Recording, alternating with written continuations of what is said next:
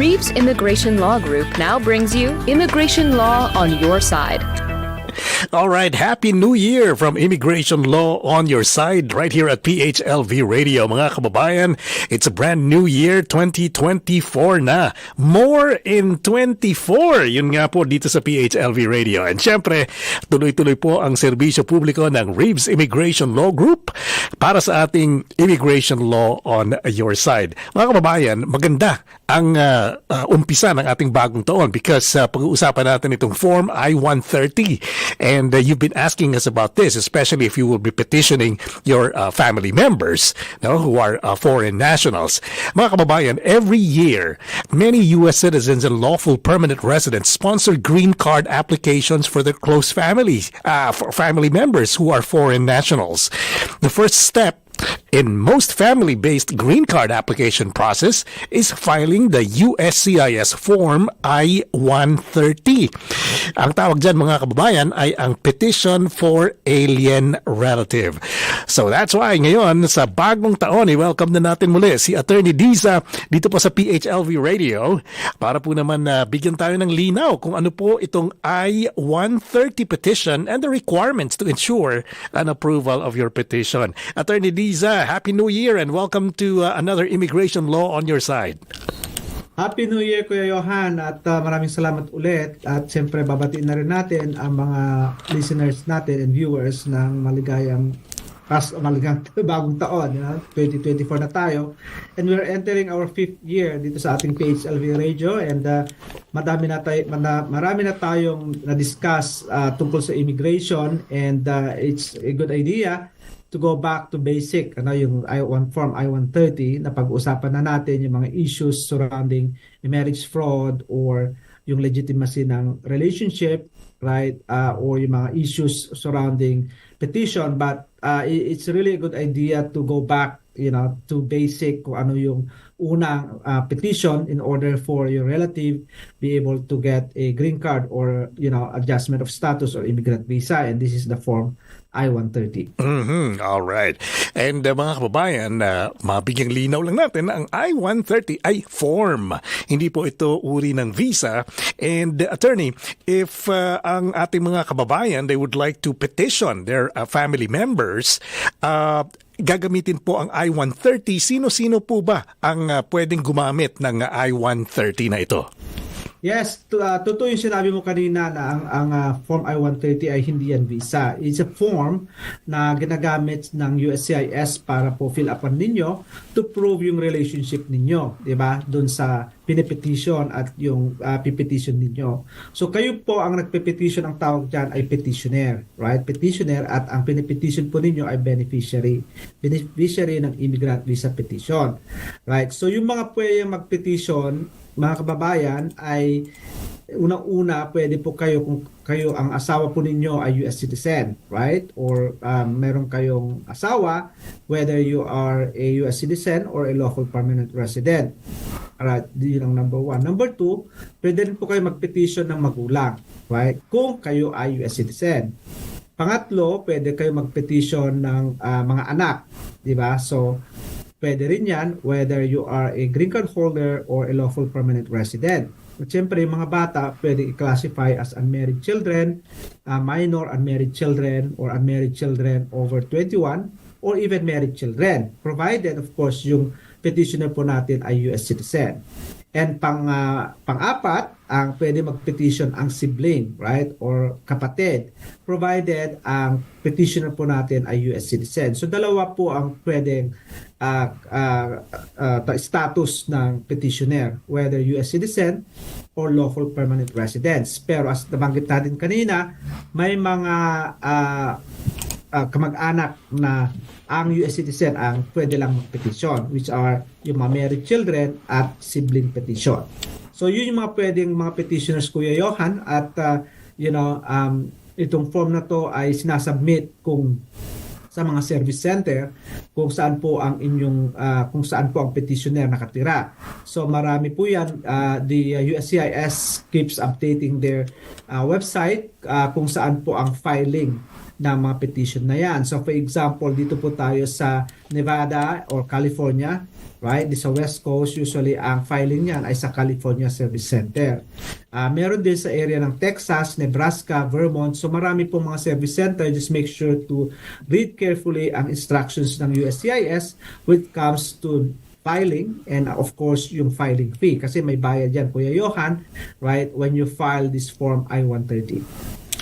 Attorney, nabanggit nyo kanina that there's a difference whether if you use the I-130, if you're already a U.S. citizen, and if you're just a green card holder pa lang, yung legal permanent resident ng United States. Mabigyan lang natin konti, Attorney, just a little snapshot of what are the major differences. Like for example, kung sa mga bata, Attorney, how fast is it? How faster is it if you're already a U.S. citizen as opposed to if you are a green card holder, Attorney? Doon sa asawa, Kuya Johan, umpisa natin yung spouse. Sa spouse. Right? Ang U.S. citizen is always considered an immediate relative. Yeah, meaning ang immediate relative ay available ang visa. So, tatlong classification yan. Yung unang-una dyan is U.S. citizen spouse petitioning a foreign national, di ba? So, immediately available ang visa, wala siyang waiting time at wala siyang tawag nito priority date. May priority date pero hindi ka naghihintay ng priority date. The visa is always available. So that's number one. And number two, U.S. citizen petitioning minor children. So yan, like minor children refers to children below 21, whether children are adopted or legitimated or out of wedlock or even stepchildren, available ang visa. Pangatlo, Kuya Johan, if you are a U.S. citizen over 21 years old, you're petitioning your parent. Right? So immediately available ang visa. So yun ang kinaganda ng immediately available ang visa, Kuya Johan, dahil pag nandito sa US ang inyong pinapetition, right, you can file yung I-130, right, yung pinag-usapan natin ngayon na form, right, together with the I-485, which is the green card application. So, hindi ka na naghihintay na availability ng visa. And emphasize natin din, dito sa US, Kuya Johan, ang pag-petition sa magulang ay mas mabilis at, immediately available ang visa. Now, if you compare sa other nations or other countries, kagaya ng Canada and Australia, right, hindi madali makakuha ng permanent resident ang mga magulang.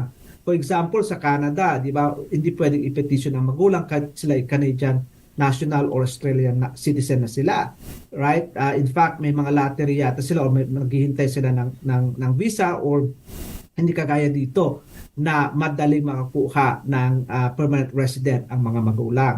So, to answer your question, ito yung mga tatlong klasifikasyon ng mga beneficiaries na immediately available ang visa. So, again, if they're here in the US, you can file concurrently ang kanilang I-130 petition and adjustment of status.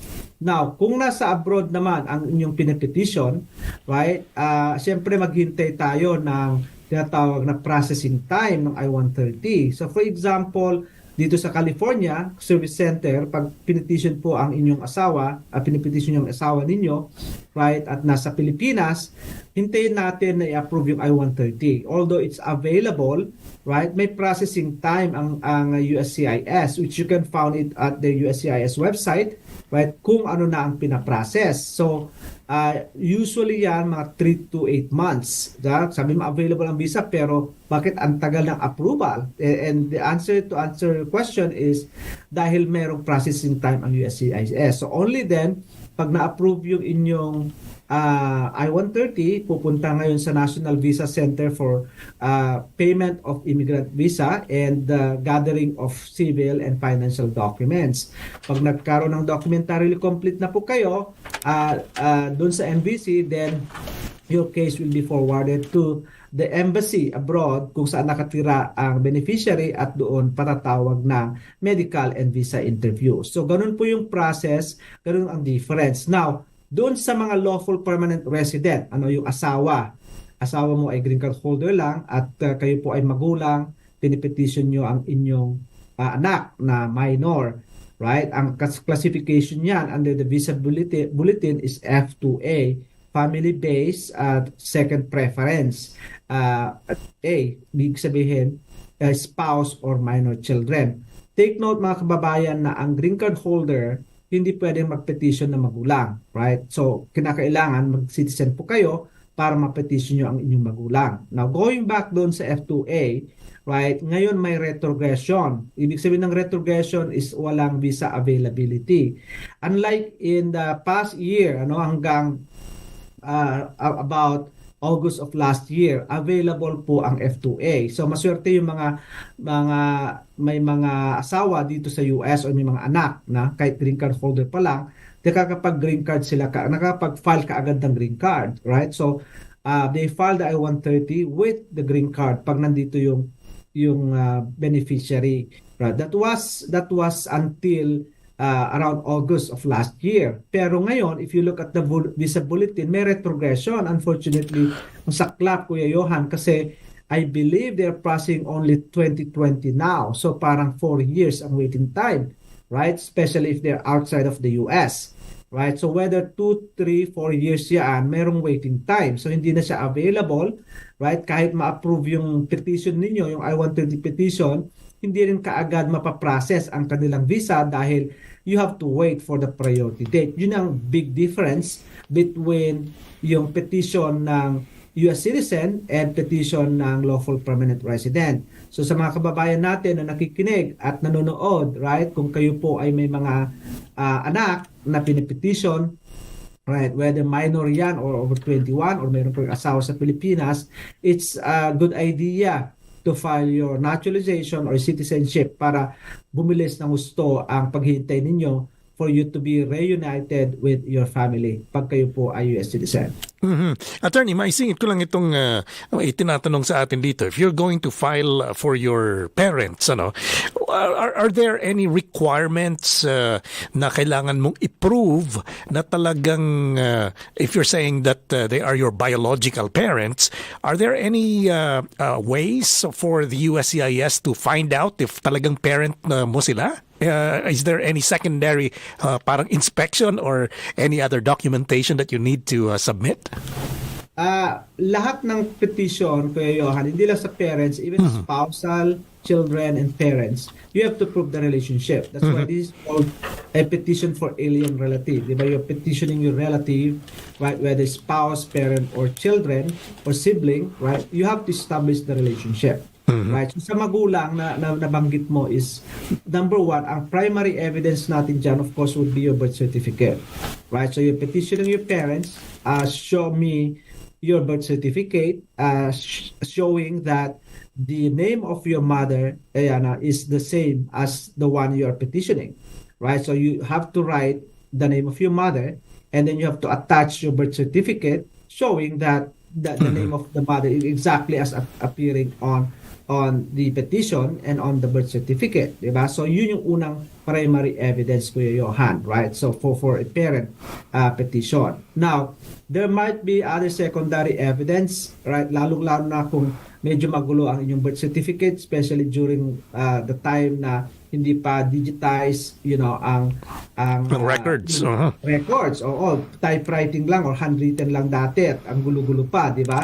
So, maraming mga corrections talaga na instead ang pangalan ng mother mo is Elena Bautista, yung pala Maria Elena, yung or M.A. Dot, yung iba naman complete Maria. So, those kind of you thought na minor discrepancy is a big discrepancy sa USCIS, and you have to explain, right, bakit magkaiba yung pangalan, right? Yung mga ganyang parang typographical error o maliit na bagay, pwedeng gagawa ng affidavit, Kuya Johan, ng discrepancy, or yung mga secondary evidence na nabanggit mo kanina, like baptismal certificate, right? Pakita mo yon, or school records mo showing that, this is your mother, medical certificate, or ano pa ba, pwede rin, kung you don't have a lot of evidence, then pwede rin po kayo magpa-DNA to ensure that the relationship is in order to show the connection of the relationship na siya yung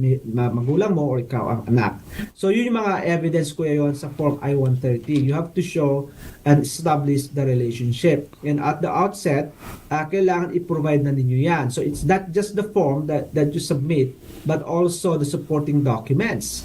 In fact, USCIS would give you a checklist of what to provide, when you file. So it's really important to have a complete packet when you file to make sure na hindi kayo i-deny or hindi ma-delay ang inyong application, right? So kailangan kompleto ang inyong proof of relationship when you file. And I'm sure that's so much so kung adoptive parents ang ipipetition mo. So probably additional documents on that part kasi hindi uubra ang DNA doon. That's correct. I mean, ang adoption, right? Adoption, whether you're petitioning your adoptive parent or adopted child, right? It's really important to show that there was a legal process. Mm-hmm. Right, Kuya Johan, and I cannot overemphasize sa mga kababayan natin mahilig sa shortcut. Right. They want to adopt a child, right? Naghihintay na sila ng kanilang visa at meron silang gustong i-adopt or halimbawa ipamimigay na anak or bata na gustong tulungan, pinapangalan na lang sa kanila. So, the proper remedy, of course, is legal adoption. It should be always legal, and to do that is to do illegal adoption. Meaning, you have to go to court, undergo kung ano yung mga requirements like, magkakaroon ng home study or, other requirements, and go to court and testify that you are able to be an adopting parent. Only then you have that adoption decree, right, and that the Office of the Solicitor General have not filed an appeal, right, and naging final na yung adoption. You also have to have that birth certificate annotated, right, na there was a legal adoption process, and the name of the parent of the child is the adopting parent. So lahat yun, Kuya Johan, kailangan i-provide, right, aside from the adoption decree, also the certified copy ng birth certificate showing that the court have rendered a decision adopting the child in order for you to petition the child. So yung sa adoption, on top of the birth certificate, of course, yung mga legal documents that we mentioned, and there is also a requirement under the law that you have to establish 2 years physical custody, meaning that you live with the child 2 years at least before you can file the petition, and 2 years of legal custody, meaning 2 years nang lumipas after the final decree of adoption. That's the only time that you can file the I-130 for the adopted child. And on top of that, kailangan yung bata at the time of the adoption is below 16, right? Para ma-consider mo siya as an adopted child under immigration. All right. Mga kababayan, for all the late tuners out there, pinag-uusapan po natin ngayon ang Form I-130 ng USCIS ngayon po sa Immigration Law on Your Side. Again, our first episode for this year. Happy New Year po sa inyong lahat at maraming salamat po for joining us. We're also on iHeartRadio, Apple Podcast, and also now on Google Podcast. So you can download our podcasts. Hatid po sa atin ng Reeves Immigration Law Group. Attorney, ito namang sa mga magkakapatid, attorney, it might not be very, very common in the Philippines, pero meron pa rin siyempre itong half-siblinghood. They're literally brothers from another mother for yung tinatawag na ganun. Are you able to petition your half-sibling? Yes, you can actually petition your half-sibling and even your step-parent, right? Step-parent or step-children. So those are possible petitions, and not a lot of people know, right? And in fact, mga kababayan, meron pang sibling petition. A lot of consulting clients thought na wala na ang sibling petition. Meron pa ho, matagal lang, right? It will take about 20 years, pero marami pa rin sa kababayan that they still file. In fact, I just had a consultation from Las Vegas, Kuya Johan, kapitbahay mo, dyan sa Maryland Parkway, na napakinggan tayo sa PHLV radio, and he was able to set an appointment with me just to consult and clarify na meron pa bang sibling petition. And I said, yes, meron pa. hindi naman nawala yan eh. Matagal lang talaga ang process, matagal lang talaga ang paghihintay, but nandyan talaga. So sa half-sibling petition, right, meaning you have a common, right, biological parent, whether biological father yan or biological mother. So pwede ring i-submit yung copy ng father's marriage certificate to each of the mother para i-prove ang relationship. And of course, yung termination ng marriage kung magkaroon ng prior marriage ng inyong step o yung kapatid, yung tawag nito, yung common parent ninyo. So those are the requirements. Pwede, Kuya Johan, we do many cases when it comes to step parent or even half sibling, right? Yung si step parent naman, pwedeng mag-petition ang magulang doon sa stepchild. The same thing with the stepchild petitioning step-parent. Ang requirement dito, mga kababayan, ay dapat ang marriage ng magulang, right?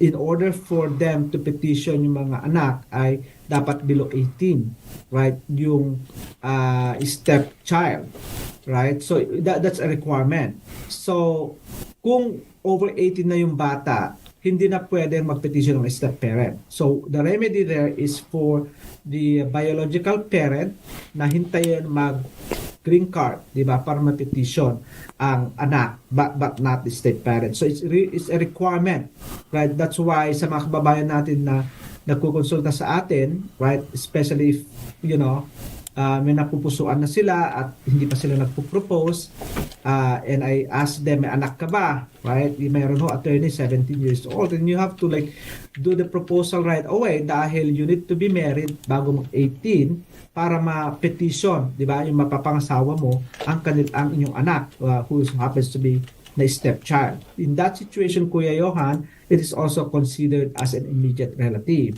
Immediate relative in the sense na available ang visa. So, paano kung 18 years old na yung bata? And 18 years old na nung nagpakasal, di ba, yung mga magulang.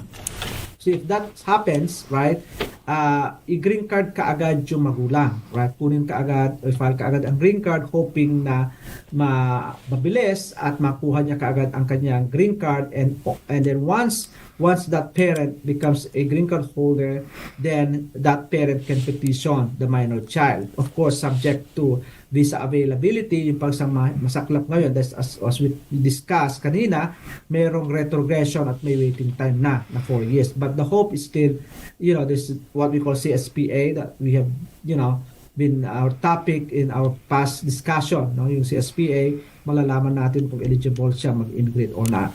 But those relationship, Kuya Johan, no, these are available. Step sibling, step parent, step children, and half siblings can be petitioners. All right. Mga kababayan, malinaw yan. Ilan sa mga itinatanong nyo ngayon kung sino ang mga pwedeng i-petition ng ating mga kababayan. Especially nowadays, marami nang gustong sumunod sa kanilang mga either parent or kanilang mga kapatid. Yan po. Attorney, if they are considering na mag-file ng I-130, it sounds like sa pinag-uusapan natin, maraming mga requirements, maraming mga configurations and strategies na dapat pag-usapan ng petitioner at ng attorney. Kailangan po ba talagang matulungan ng mga qualified attorneys ang ating mga kababayan for the I-130? It's important to evaluate, ang case nyo. So every case is unique. So hindi lahat pare-pareho yan, right? Especially if there are issues surrounding your immigration history, and also your relationship with the beneficiary, kung kayo po ang petitioner, right? There are situations like, kailangan i-discuss sa abogado kung ano yung mga issues. Like a situation, Kuya Johan, na nag-consult sa akin the other day where nagpakasal siya sa US citizen, no? Meron siyang anak sa Pilipinas, ipinangalan sa US citizen yung bata. So, pero hindi niya dinala dito, siya muna ang in-immigrate. Only to find out na yung bata pala is hindi anak ng US citizen. Right? So, now they want to bring the child, and I told them that, that under the birth certificate ng bata, ang tatay niya ay yung US citizen. It's listed there. Now, ang problema natin dito, kung pepetitionin ng US citizen father yung bata, i-deny ang kanyang I-130 petition. Kasi, number one, US citizen yung bata eh. Kung if you look at it, when the child was born, the father is already a US citizen. And napag-usapan natin in our prior episodes yung derivation of US citizenship. Diba? At the time of birth, US citizen yung dad, even if the child was born abroad, pwede mag-derive yung bata ang kanyang citizenship sa tatay. So, i-deny yung petition kasi will not give you a permanent residency because you're already a US citizen at birth. Right? That's really a big issue. Now, the other option is to amend yung birth certificate. Kaya lang, there are many legal, hindrance and legal process rather na matagal din ang pag-process. And of course, mayroon pang penalty, di ba, under perjury, and they might be charged under, the passport law, etc. or under, mayroong circulars or regulations that violated pag nag-falsify ka ng documents, di ba, under the Philippine law. So that's also, causing problems sa mga client natin. So, we need to evaluate kung paano madala yung bata. So, in that situation, of course, siyempre, evaluate natin kung it is wise. We're not going to file a consular report of birth abroad, yung sinasabi natin derivative citizenship, dahil hindi naman siya ang biological dad. Kasi kung magkaroon ng DNA test yan, right, definitely hindi sa kanya. Now, hindi rin pwedeng petition because obviously under the birth certificate, siya ang tatay. The other strategy is either the biological mom would petition the child, right? Pero nandun pa rin yung issue about the dad. So, yung mga ganong issue, Kuya Johan, that we need to evaluate, right? Yung kung may mga issues ang inyong petition, right? And doon pumapasok ang immigration lawyer. Yung mga pag-provide ng documentation sa marriage base, lalong-lalo kung may mga age difference, masyadong mas matanda yung petitioner ng mga 15 to 30 years, right? Ay mga ganung issue, you still have to show relationship.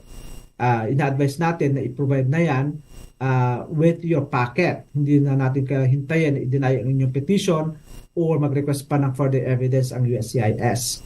So, it's really important, not necessarily na i-assist kayo ng lawyer, but also to have your case evaluated para malaman nyo kung anong mga gagawin ninyo. But if your case have some issues, Kuya Johan, then it's really important to hire an attorney to help you navigate the process and help you file yung I-130 packet to ensure, yung nabanggit mo kanina, successful or approval ng inyong I-130 para sa smooth process ng permanent residency application ng inyong kamag-anak. That's right. All right. Yun naman ang goal natin para maging successful at ma-reunify ang inyong pamilya.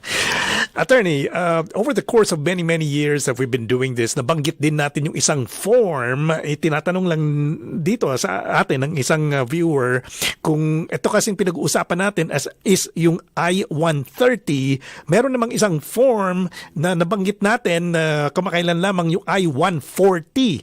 Yun naman ay para sa mga employment-based yun. Ano po, Attorney? Yes, you're giving me a good idea for our next discussion. What is Form I-140? Yes, yeah. That's the counterpart ng employment base, right? So pag-usapan din natin in the future, it's really a good topic then, although we discuss many episodes ng employment-based cases, but also maganda natin siguro himayin kung ano yung I-140, ano mga requirements. It's actually the employer, Kuya Johan, petitioning an employee. Yun yung I-140, right? Whether that employer is a individual person or a company, a corporation, an entity, petitioning an employee to come to the US and work for that company and giving that employee a green card. Parang I-130 din Kuya Johan that leads to a green card, right? The only difference, of course, ang I-130 is a family base, ang I-140 is an employment base. And I'm sure marami ding mga measures dyan na you have to prove your relationship with the employer, yung mga offer of employment and all of those things.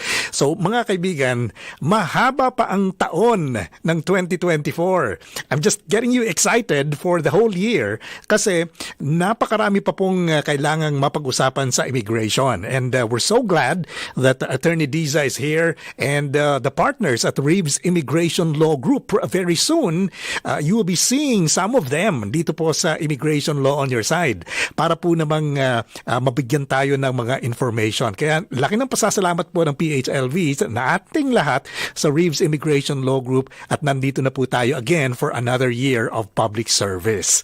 So Attorney, maraming salamat again sa inyong partnership with PHLV and para sa ating Immigration Law on Your Side.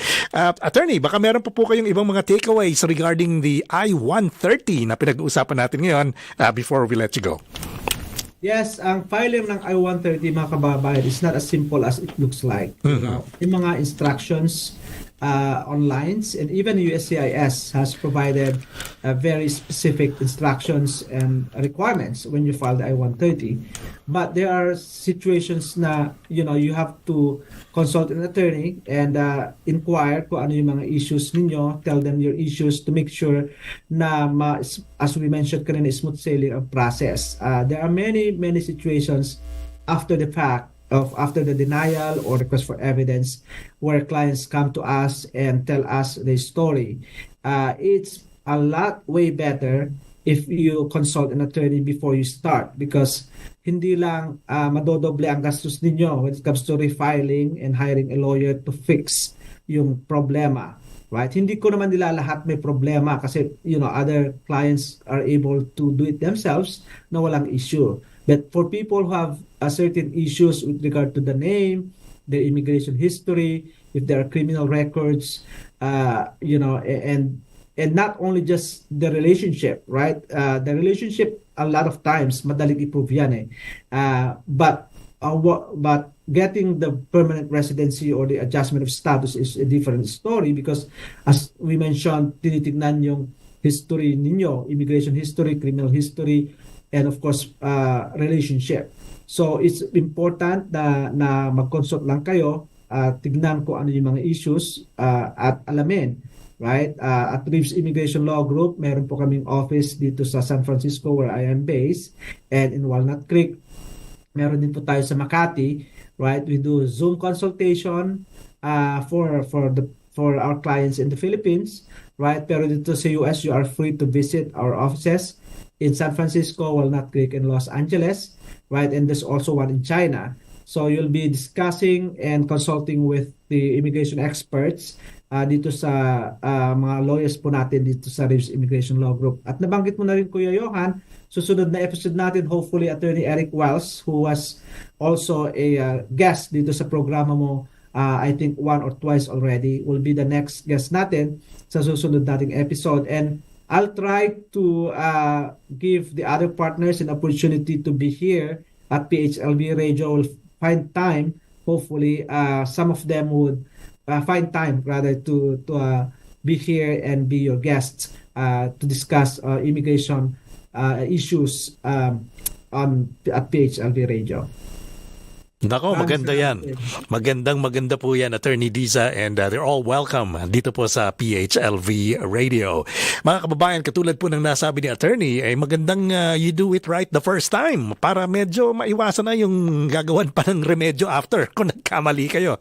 Alala ko, Attorney, during the pandemic when we could not go to the barbers, tayo na lang nagugupit sa sarili natin . So, you can do it yourself, but you're gonna have to hire another barber later to fix it. Baka mamaya mas mahirap ng i-fix yun.